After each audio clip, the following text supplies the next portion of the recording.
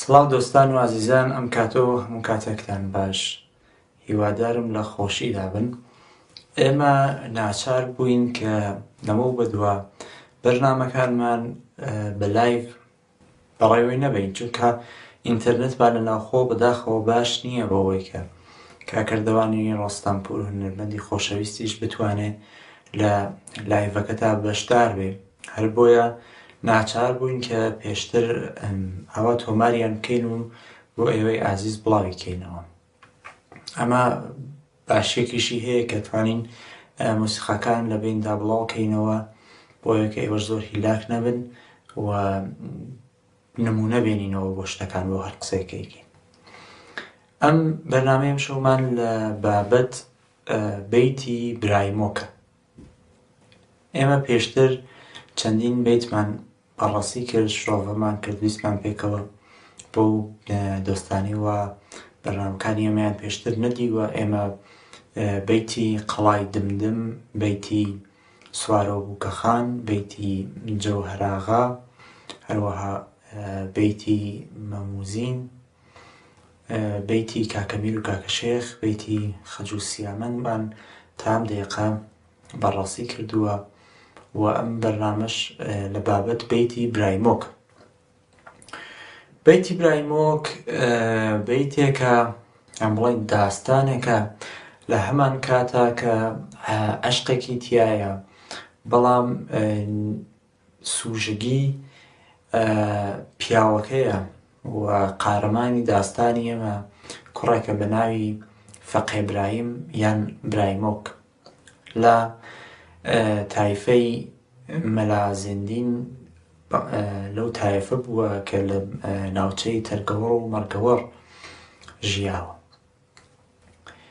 بەڵام ئەسڵی داستانەکە، ئەسڵی بەیتەکە و ڕووداوەکان لەکوێ ڕوویداوە دەتوانم ئاماژە بکەم بەوەی کە بەو شتەی وا بەیتەکە بۆمان ئەگەڕێتەوە و ئەو شوێنانەی کە پێمان مەعەرەفی ئەکات. ڕووداوەکە لە ناوچەی سەردەشت ڕوویداوە لە ڕۆژهەڵاتی کوردستان. مەسەلەن باس لە خومارۆ کاکە لە تایبەتە بە ڕەبەت کانی خومارۆ و هەروەها میرشێخ حەیدەر کە دێهاتێکە لە ناوچەی سەردەشتا لە لای بێورانەوە گەر هەڵام نەکرد بێ. ئەم کوڕە چۆنە داستانەکەی من ئێستێ بۆتان باسک. لە ناوچەی سەردەشتا و ناوچەی پشدەرە سێ دانە برا بوون بە ناوی میرشێخ و میرحەج و میران. ئەمانە دەسەڵاتدار بوون و حکمی ئەو ناوچەیان پێبووە، بەگ بوون، میر بوون و ئەو ناوچەیان بەڕێوە بردووە.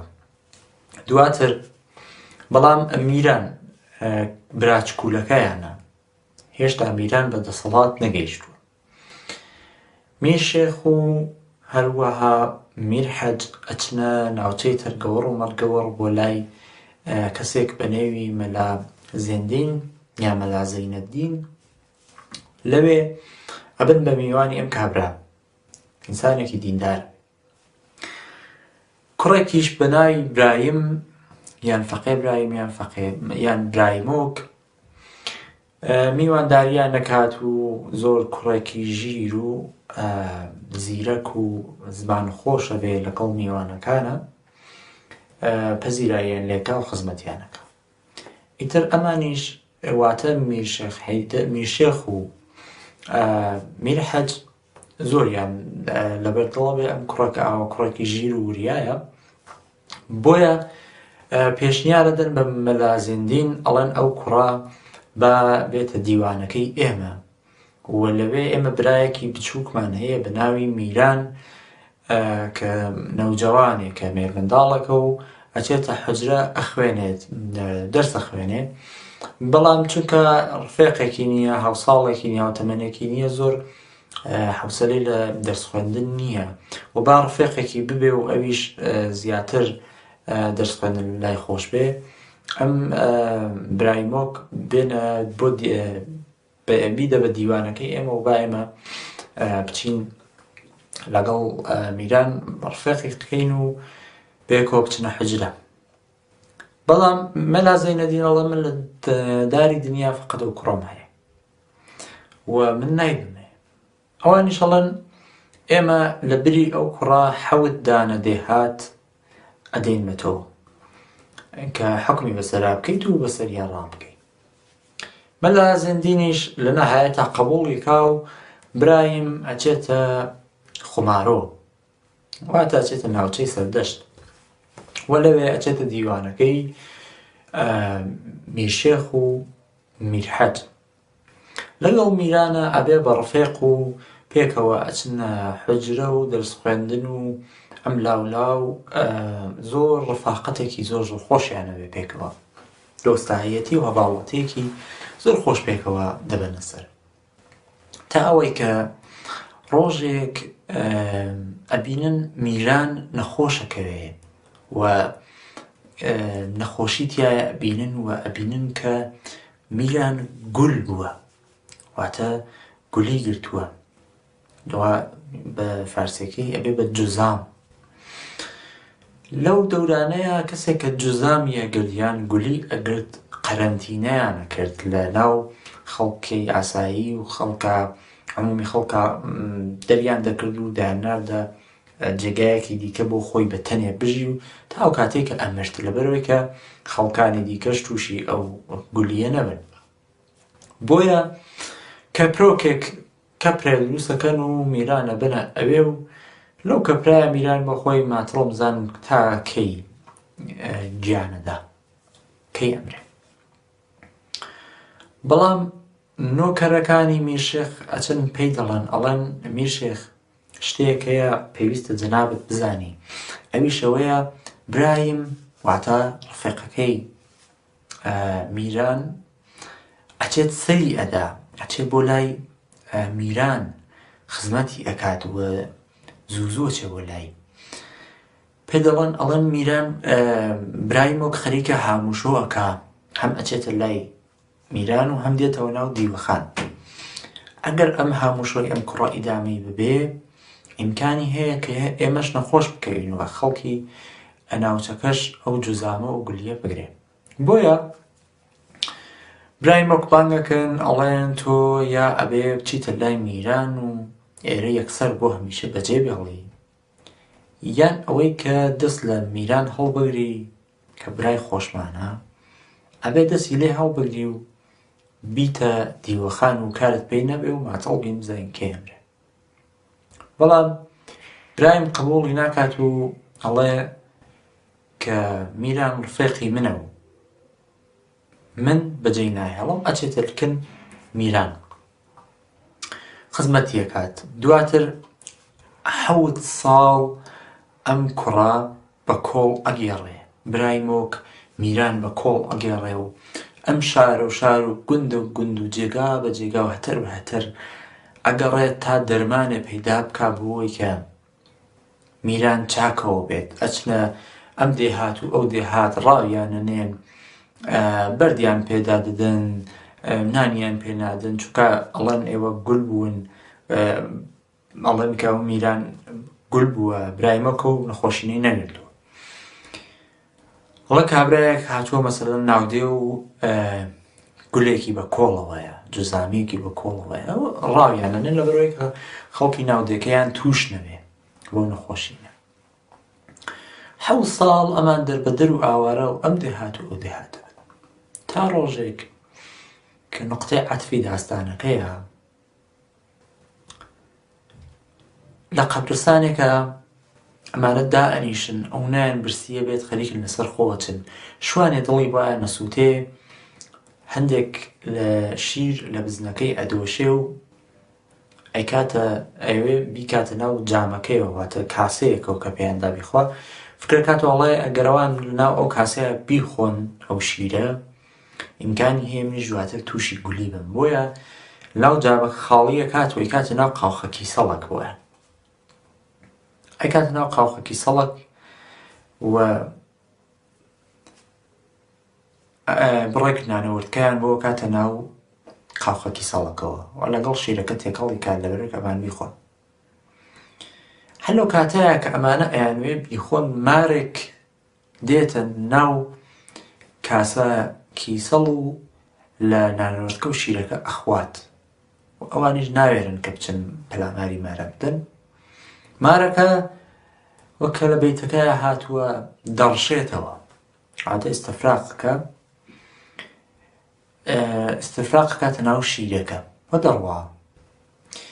ئەمانیش زۆریان برسیە بێ نەزان چ بکەن. برای مۆک میرانەوێ بیخوات، بەڵام برای مۆک هەڵێ ئەوە ژاری تێدایە، میران دەتکوژێ. ئەویش دەڵێن نا، یان ئەوەی کە یەک جاری دەمکوژێ و لە کۆڵ تۆ دەمەوە، یان یەک جاری نەجاتم دەدا. بەڵام کە دەیخوا چاک دەبێتەوە، هێواش دوای پاش چەند ڕۆژ پێستی لە گولیەکە پاک دەبێتەوە و نەخۆشینەکەی چاکە بێ. ئەچنەوە دیوەخان نایان ناسنەوە، چونکە 7 ساڵەوانیان نەدیوە. دواوێ کە خۆیان مەعرەفیەکەنەوە، خۆیان دەناسێنن، بە خێراتنیانەکەن وانە، برایمەوە کچێک دەبینێ لە ناو دیوەخان بە نێوی خاتوون ئەستی یا خاتوون. دڵی دەچێت لەم کچە و عاشقی ئەم کچە بێت کە ئەمە خوشکی میران، واتە ڕفیقە گیانیەکەیەتی، یان بڵێ هەمان خوشکی میرشێخ و میرحەج و میران، خوشکیان سێ برایە. عاشقیە بێت و دوای چەند ماوەیەک ژوانێکی لەگەڵادانێ، قەرارێکی لەگەڵادانێت برایمۆک و خاتوون. ئەسنە ژوانەکە و میران پێیان دەزانێت و زۆر تووڕا بێ و غیرەتیە بێ، ڕقی هەڵدەستێت لە برایمۆک. هەڵێ تۆ ئەگەر ئەو خزمەتت پێ نەکردایەتم ئەم کوشتی، بەڵام چونکە ئەو خزمەتت پێ کردووم لە ناوچەکەی خۆیدا دەری دەکا، دەڵێ بڕۆ دەرێ. ئەمیش برایمۆک ئەڕواتە ناوچەی پشدەر، ئەو جێگایی کە میرشێخ حکمی لێ دەکا، چونکە ناوچەکانیان بەش کردو، ئێستا هەر برایەک بۆ خۆی ناوچەیەک خەریکە دەبا بڕێەوە، ئەچێتە ناوچەکەی میرشێخ. میرشێخ هەڵێ زۆر باشە، تۆم ئێمە لە چاومانایە کە تۆ خزمەتی براکەمانت کردووە، من ئەو کچەت بۆ دەخوازم، بەڵام ئێستا زستانە، من ناتوانم خاتوونت لەسەر دەشتەوە بۆ بێنمە پشدەر، ڕاوەستە تا بەهارە بێت، من وعدت پێدەم، بەڵێنت پێدەم کە خاتوونت بۆ دێنم. بەڵام هێند برایمۆک عاشقی خاتوون ئەستیە و دڵی بۆی خڵ دەقڵێ، ناتوانێت سەبر بکات و چەندانە سەلە پڕەکە لە خۆڵ و ئەیباتە سەر کێ و ئەو جێگایی وە میرشێخ لە ناو دیوانەوە تمشای دەکا لە پشت پەنجەرە، هەمووی بە خۆڵ دەپڕژێنێتە سەر بەفرەکان بۆ ئەوەی کە میرشێخ وا بزانێت کە بەفرەکان لە حاڵی توانەوەدانەوە خەریکە بەهار دێ. میرشێخیش هەڵە زۆر چاکە، ئەو بەهار هاتووە و من بۆت دەخوازم، نامەیەک دەنووسێ بۆ خاتوون و پلانێکدا دەڕێژن کە چۆن لەکن میران بیهێنە دەرەوە. خاتوون خۆی نامەیەکی دەستکرد دەنووسێت لە زاری لە دمی میرشێخەوە کە ئەڵێ ئەبێ من بچمە کنی براکەم. نامەکە دەبا بۆ لای میران و میرانیش ڕەزایەت دەدا کە خاتوون بچێتە دەرێ و خاتوون دەڕوات بۆ لای میرشێخ و لە میرشێخیش خاتوون لە برایمۆک مارە دەکات و ئەم دوانە پێک دەگەن.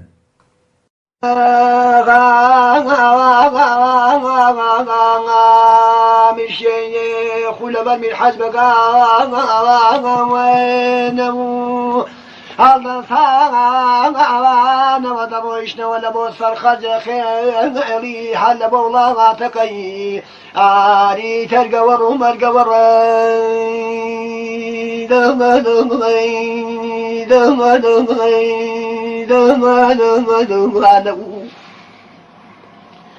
جا ڕوان دەکردەوە لە وڵاتی تەرگەوەڕ و مەرگەوەڕانەبوو ڕوان دەکردەوە دەماڵە مەلا زێندینی مەلا زێندین و کوڕێکی هەبوو برایم بوو گەلێکی جوان ئاوان و گەلێکی مەشرەف خۆش و ئاری گەلێکی لەبەر دڵێ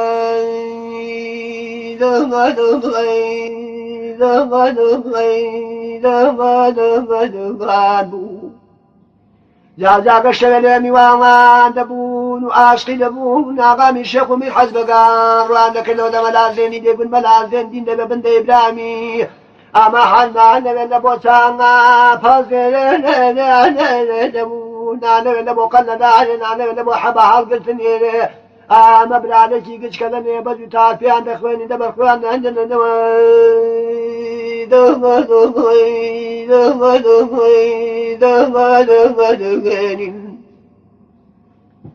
ئەنجام بەکەداوا بمعەزیزی لە دنیا مەلا زێنین دەبوو لەبەر ئاغامی شێخ و میر حەز بەگانەوە ئەوە پیاو چەشێنەیە خان دەکات چەند پیران لە بۆ حەولانێکی نێرینە ئامن لە کەرمە خوددا بەرە ژەر تەکشێک دەبمەوە برامە شۆمەوە بواری چۆنی بدەمەوە بەو بەدیدار ئاخرەتی هەر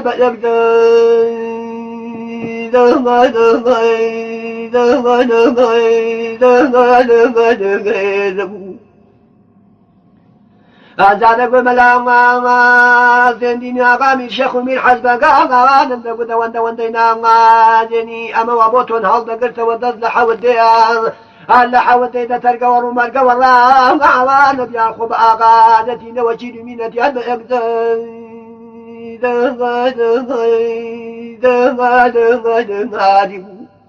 جا دەکەمە هیچ قسە و گفتوگۆی نەدەمانەوەوایان و بابەکەی باما بووم عەزیزی لە دنیاواژم ئەو جادەکانە بە شەوە لە میوان دەبوون و سبحەیدا ناردەوە نێو بازاڕی ئەوە دەستێکیان کەوا پانتۆڵێ دێنان لە بەرامە شۆڕیان دەکردن وە پاشکۆی خوان داویشت و دادنەوە لە بە وڵاتەکە خومارەوە بەوە بۆلی ئاگادارنەوە لە بۆ وڵاتەکەی خومارەوە هەر لە شەش ساڵیان ڕادەبەر خوێندێنە هەتا حومریان دەگەیشتەوە بە چواردە و پازدە ساڵاڵینی ئاگار حومریان دەگەی بە پازە و شازدە ساڵی ئەوزا دەبوونەوە بە میرزا دەستیان هەر لەگەر لە خوێنە دەستیان دەکەنەوە بە ڕاو و ڕاوەشکە باری جادەڵە چەند مدەتانیان ڕاو و ڕاوەشکانە دەکرد ڕۆژێکی دە ڕۆژانە ئەوە برامی مەلاغان و ئاغامی لەغاوانم لە ڕاو ڕاوەشکار دەبوون میرانی دەبوون برای مەشۆڕی مەلان و مەلا نەبیێنەبوو ئاتو نازانی من سرم گەلێک دێشی دلێکی من مار دەدەبانێ ئارەزا دەکاتەوە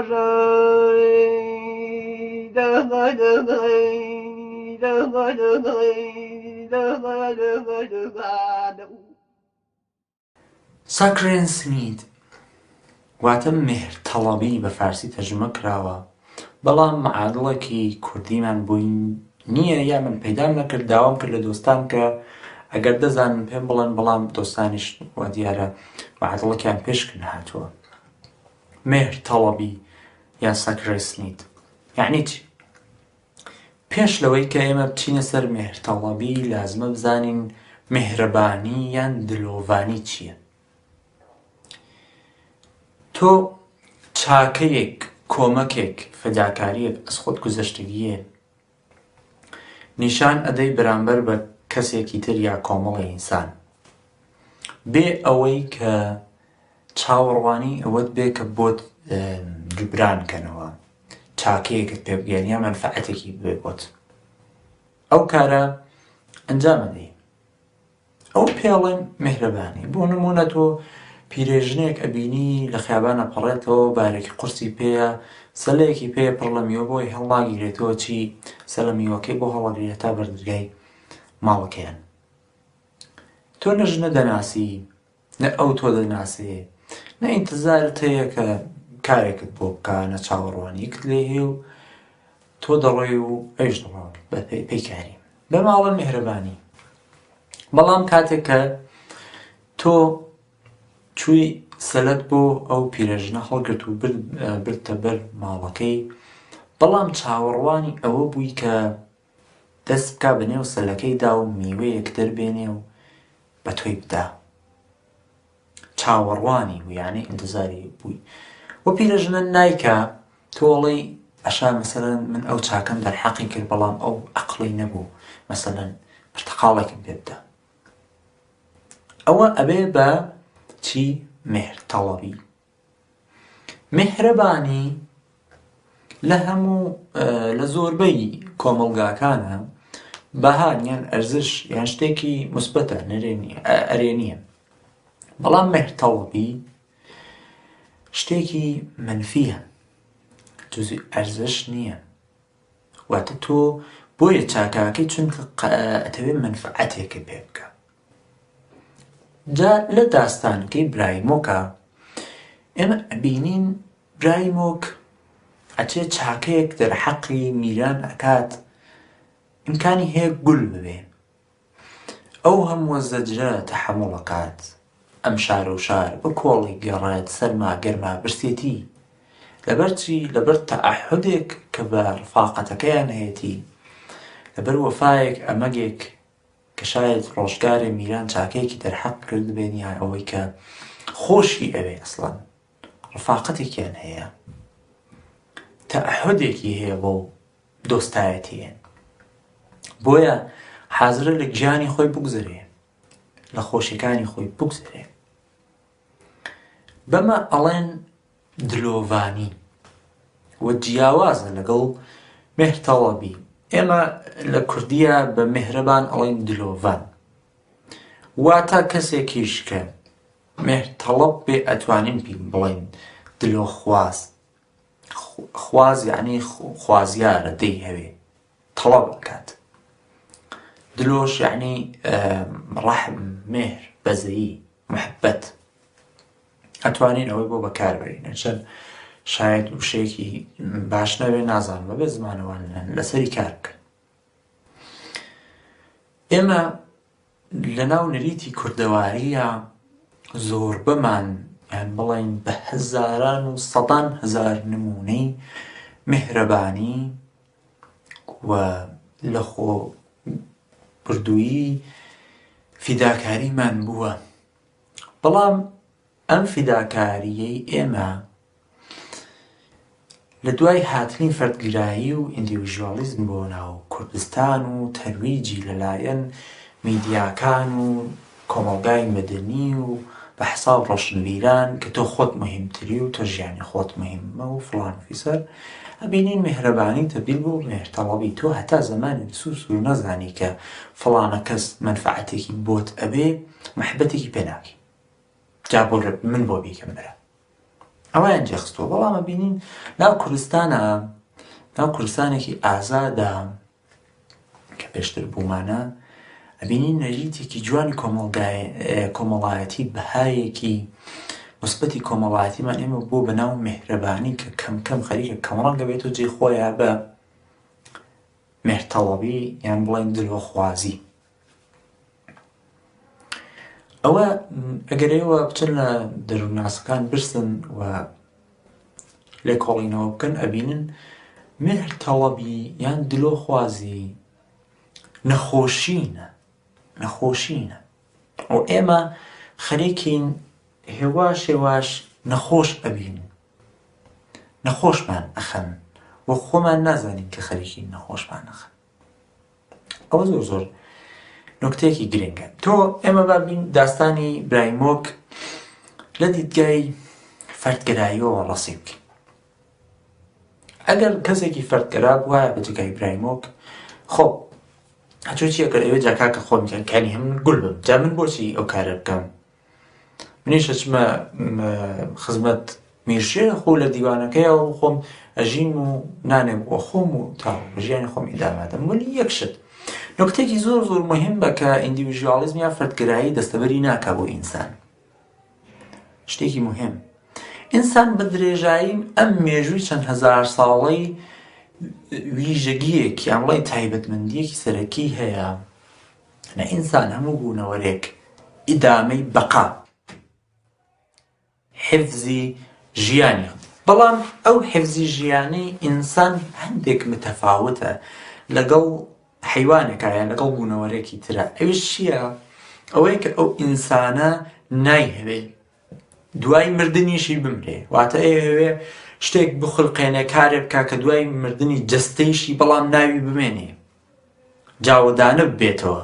و ئایا ئەوەیە ئێمە ئەبینین لە تەی ساڵیانێکی زۆرە کەسانێکی بوون فەرماندە نازانم لەشکرکێش کە بە دوای ئاوی جاودانەگی یا ئەکسیری جاودانەگیە گەڕاون. و غافڵ ئەوەی کە تۆ کە دەستت ئەمرێ ئەوەی کە ئەمێنێ لە دوات ئەو شتێوە ئەی خوڵقێنیە ئەو ناوەیە کە لە دوات بەجێ دەمێنێ. کە تۆ ئەگەر ئینسانێکی فەرگرابی برایمۆ کە گەر ئینسانێکی فەرگراب وایە چووە دیوانەکەی میرشێخ لەویایە نۆکەری میرشێخی ئەکردو هەتا ڕۆژێک کە ئەمرد و وەکو دەیان نۆکەرێک کە میرشێخ بوویەتی و هەندێک زیاتر نانی ئەخوارد و نە من ناوی مەزانی نە جەنابەت داستانەکەی تەبیست و نە جاودانا بوو. بەڵام میرشێخ برایمۆک بەو فەداکاریی کە بەو مهرەبانیە بەو دلۆڤانی و ئەیکا بەو تاحودەی هەیەوە هەیەی بە دۆستایەتی خۆی جاودانە کات کە ئێستا من لە سەدەی 21 خەریکم باسی ئەەکەم بوویەوە. شاید دەیان نۆکەرمان بوو بێت هەر لە ناو دیوانی و میرنشینەکانی کوردستانە کە هیچ کەسە ناویان نازانێ، هەرچەند برایمۆک شاید نۆکەرێک نەبوو بێ، بەڵام ئەسڵ تۆ وایدانێ فەقەیەک بوو بێ یا هەر ئینسانێکی تر. پس ئیرادەیەکە، واتە نیشاندانی ئیرادەیەک یان لە خۆبردوویەک یان فیداکاریەکە کە ناوی تۆ جاودانەکە، تۆ ئەهێڵێتەوە و ناهێڵێ بمری، ناهێڵێ بمری. ئەگەر تۆ بەباشی لە مەرگ حاڵی بی، مەرگ تەنیا مەرگی جەستە نییە. ئەوکو تۆ دەیان فیلسوف و ڕۆشنبیر و نازانم هونەرمەند و سیاسی و فڵان و فیسار کە ئەبینی تەئسیرێکی کۆمەڵایەتی ئەنێ یان ئیرادەیەک لە خۆیان نیشان ئەدا، جاودانە ئەبێ، ناوی ئەمێنێتەوە و جەستەی ئەمرێ. بەڵام بیر و بڕواکە یا شتەی وا خەڵقی کردووە یان ناوەکەی نامرێ. وەلی ئەو ڕوانینە کە تۆ تەنیا خۆتە بۆ مهم بێ، هەر کارە بە کۆمەڵگا نەبێ، مەنفعەتی خۆت فڵان فیسار، هیچ کات تۆ جاودانە ناکە، هیچ کات ناهێڵە تۆ ئیرادەیەک لە خۆت نیشان بێ، ڕیسک بکەی، خەتەر بکەی. جاودانەگی خەتەری پێوە، تۆ بێ خەتەرێک بکەی، ڕیسکێک بکەی بۆی کە ناوت بمێنێتەوە، بۆی کە سەروەریەک بۆ خۆت دەستەبەر بکەی.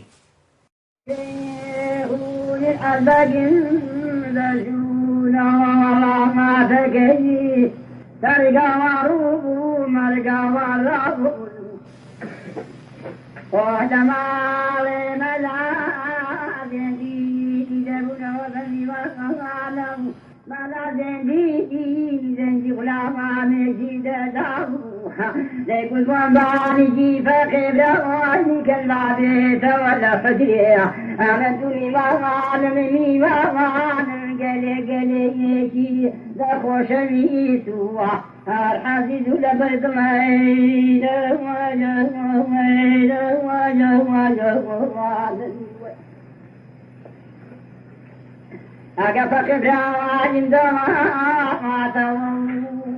بخيرات نيجي معنا إذا كذو خلط سرع فكبر وعلم لعمل دما جلد من دار الله أما لآخر ذا جلد توا ودل فكما الله لغني شيخي وجمال زندين إذا كذا قل ملا زندين دبي فخبر عين دي دقل خوش زين وملاتك يكون معروف يبرايك نهايو يبي ميرانا دخون شفت دخل إلى حجرة بتلبوا روج زوري ورزمت ساعة فاقر رأي من نعرف كالندان يبو ميتر يبو أربو يقل قبيداني بخيني برفاقتي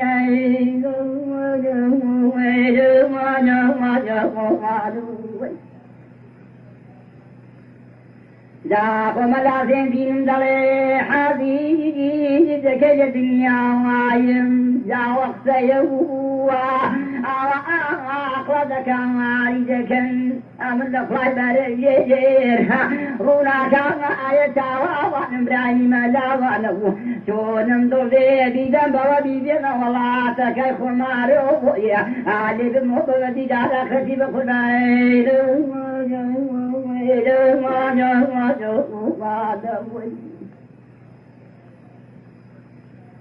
جاكو أدي ما لازم دين قازك عاصر حزيز شيخا أتنا ضماني ومن هي جولة عدجة نبو لفاقر رواني بولا ما لازم دين قازك عاصر ميرم أقرب جيتو فاقر راني بسيرنا لمعلوم ناجم بدي السحاتين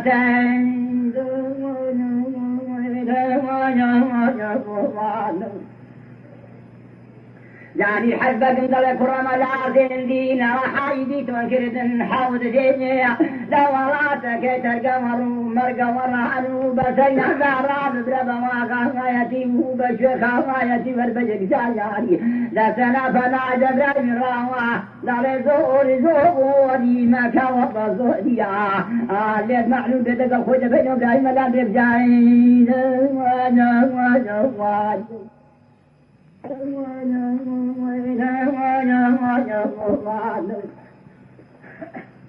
يعني حسبك اندل كرم العظيم دينا حايدي تنكرد حاود جينيا لا ولاتك ترقور مرقى ورعنو بسيع زعراب بربا واقعيتي وبشيخ وايتي والبجك جاياري لا سنة فنا جبران راوا لا رزور زوري ما كوض زوريا ليد معلوم بدك خوجة بينهم دائما لا برجعين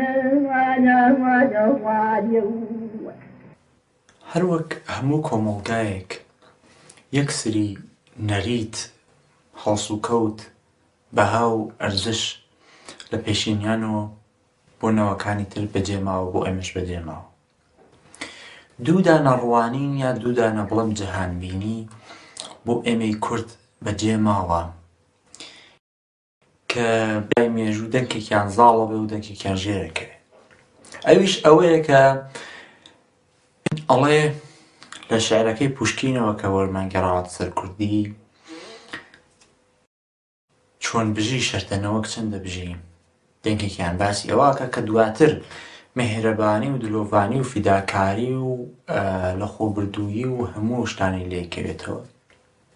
دەنگێکی تریان کە بەداخەوە ئەوە شتێکی نەرێنیە مەسەلەن دەست بە کڵاوی خۆتەوە بگرەبانی بە هەرکەس کەربوو تۆ کۆپان بە یان کورتان بە یان شتێکی تر لەوە ناشرینتر مەسەلەن حیز و سڵامەت یعنی کاری خراپ بکە بەڵام سڵامەت بە تەنت سالم بێ بمێنە زیندوو بمێنە بە هەر قیمەتێ. برایمۆک داستانی برایمۆک دقیقاً تەقابولی ئەم دوودانە جەهانبینیەیە. ئەبینین میران نەمادی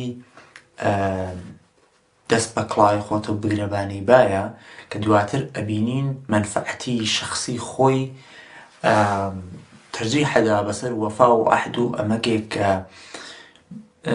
میران برایمۆک ئەو مەچاکەی دەرحەقیقی لەو هەموو ئەوانە فرامۆشەکاوە تەنیا خۆی لە نەزەرهانێ.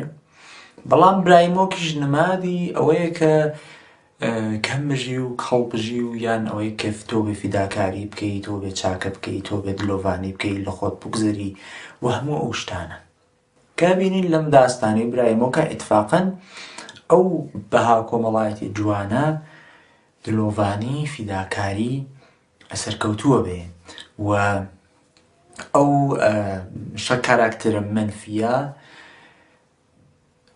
حیز و سڵامەت هەرکەس کەربوو تۆ کۆپان بە یان منفعەتی شخصی ژێرەکەوێ و شکستە خۆ.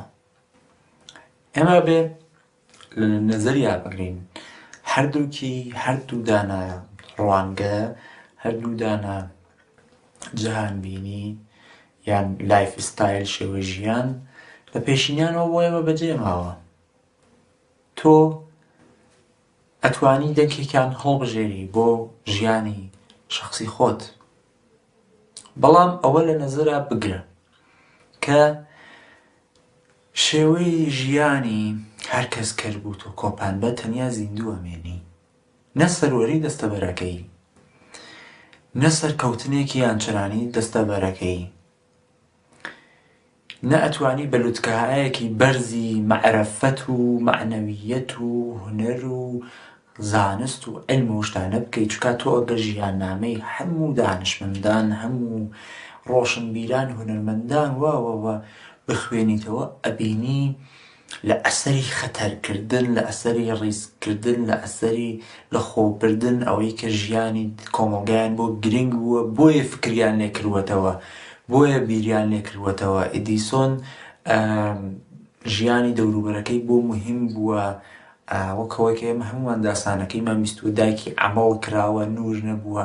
ئەو نیازە بۆی ئیجاد بووە کە بچێ بڕق دروست بکات، واتە دەوروبەرێک، کۆمەڵگایەک، یەکسری ئینسانی تر کە پێویستیان بە شتێک بۆ ئەم دێ ژیانی خۆی لەسەر تەرخانەکات، علمی خۆی و وزەی خۆی، هەموو شتێکی خۆی تەرخانەکات بۆ دیگەران، بۆی کە نیازی ئەوان بەرتەرەفکایسە، نیاز بە ئەمنیەتە، نیاز بە علمە، نیاز بە هونەر، نیاز بە هەر شتێکی ترە. کەواتە هەر ئینسانێکی موفق، هەر ئینسانێکی سەرکەوتوو، هەر ئینسانێک کە ناوێکی مابێتەوە جاودانە بوو بێ لە تاریخە، ئەبینی ئینسانێکە کە ڕیسکی کردووە، ئینسانێکە کە ئیرادەیەکی بووە، ئینسانێکە کە لە خۆبردووی بووە، فیداکار بووە، دلۆڤان بووە، نە دلۆخواز. چاکێکی کردووە ماتڵ ئەوە نەبووە کە کەسێک بۆی جبران کاتەوە. دایە گەورەکانی ئێمە شاید باو گەورەکانی ئێمە زۆر باش نەبوو بێتە لەگەڵیان، بەڵام لە ژیانی خۆیان گوزەران. بۆچی؟ بۆ حیزی خانەوادە، بۆ دەیانگوت بۆ منداڵەکەمان، بۆ نازانم ئەوەی کە بنیانی اجتماعی نەشێوێ وە دەلایلی جۆرا جۆر تاوێک ئێمە گەیشتوین ئابێرە. بەڵام ئەم ئەوزاعی کە ئێستا هەیە و ئەوەی کە ئەو منفعەت تەڵەبیە، ئەو فەردگراییە غاڵب بووە، نەتیجەیەکی باشی ئێمە لێ دەستەبەر ناکەین، ئەبێ ئەوە بەدقەتەوە لێ بەڕوانین. هیوادارم کە داستانی برایمۆک بتوانێت هەندێک ڕوانینی هەندێک کەس کە نسبەت بە دنیا، نسبەت بە شێوەی ژیان شاید هەڵەبوو بێ، بتوانێت کەمێک ڕوونی کاتەوە. هیوادارم کە بە دڵتان بوو بێ و ئیسفادەیەکی بووە بۆتان. زۆر زۆر سپاس، کاتێکی خۆش.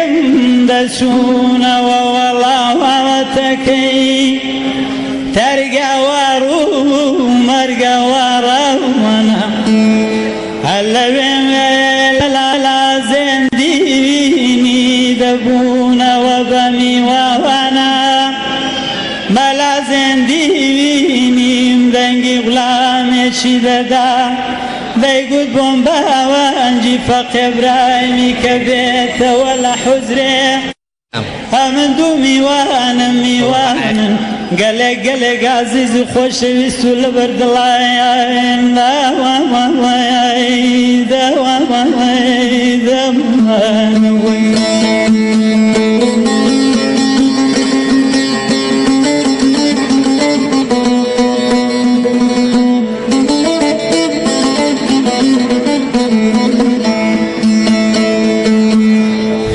ئەگەر فەقێ براوایم دەهاواتەوە بۆ ماڵێم بە خێراتنی میوانانی دەکرد و وەڵدەسوڕا برایم لە تەمەندا گەلێک من دەمەڵە بەڵام لە ئاوا خەڵەداواتەوە پڕکە ماڵە دەڵێ میر شێوێخیم ڕووی لە مەلا زێندینی دەکرد دەیگوت دەبێ براوەمای میم دەیبەیمەوە بۆ وەڵاتەکەی خومارۆیە ئەمن براوەیەکە نەیە نێوی میرامانە ئەوە دەخوێنێ لە حوزرێ ڕۆژێ زۆری وەڕەزا دەڵێ مەترساوە فەقێ برایم ناوێ بۆ مەیتەریە و بۆ قەل نەدەمەری هەر بۆەوەی لەگەڵ برایمی بخوێنێ بە ڕەفاقەتی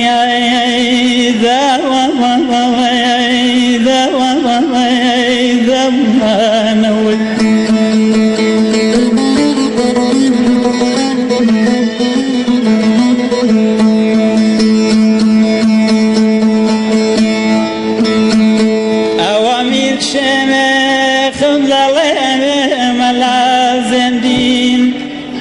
مەلا زێندینم دەڵێ عەزیزم ئەوە قسەیەوە عاقڵە دەکاری دەکەی ئەمن لە خواوای بەرەژێرتر ڕووناکایی چاوانم ڕایمی مەلاوانە چۆنم دڵ دێ بیدەم بەواوە بیبەنەوە وەڵاتەکەی خومارۆیە هەلێ ببمەوە دیدار ئاخرەتە بە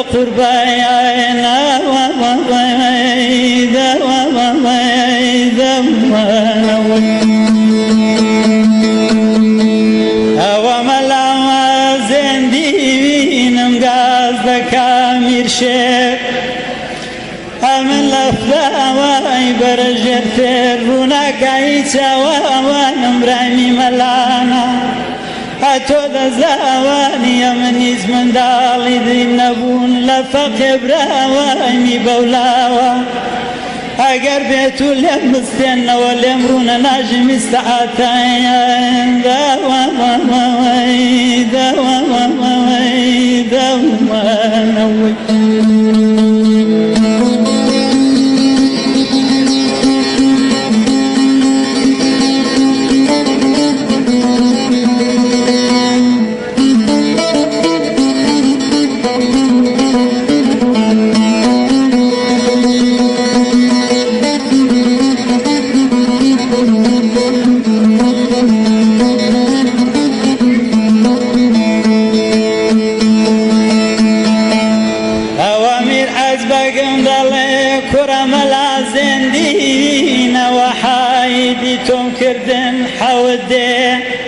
لە وەڵاواتەکەی تەرگەوەڕ و مەرگەوەڕان بەسەریاندارە ببرە بە ئاقایەتی و بە کوێخایەتی هەر بە یەک زەمەری لە سەناوە و پەناوەی دەبرای میرا دەڵێ زۆر زۆرن لێ مەکەوە بە زۆریە هەر لێت مەعلوم بێ لەگەڵ خۆی دەبم برایمی مەلام بە یەکجاری